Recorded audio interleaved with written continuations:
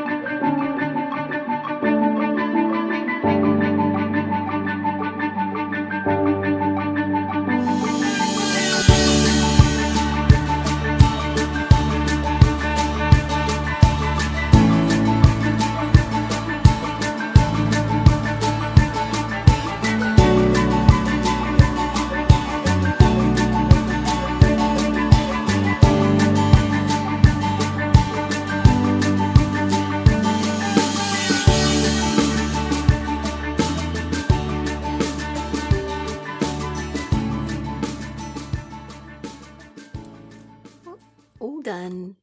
There you go. So it's a very simple design, but to me it looks a little lacy. So, and I'm going to use this as a little sleeve. I'm going to put some glue down here, down at the bottom, and then I'm going to be able to, slip something into it in my journal on my journal page and in my journal.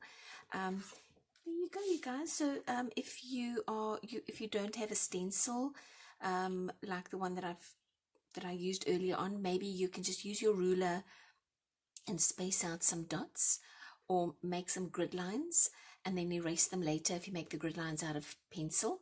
And then there you go. Okie dokie. Well, I hope that it's inspired some inspirational thoughts for you, some creative thoughts, and I will see you next time. Thank you. Bye.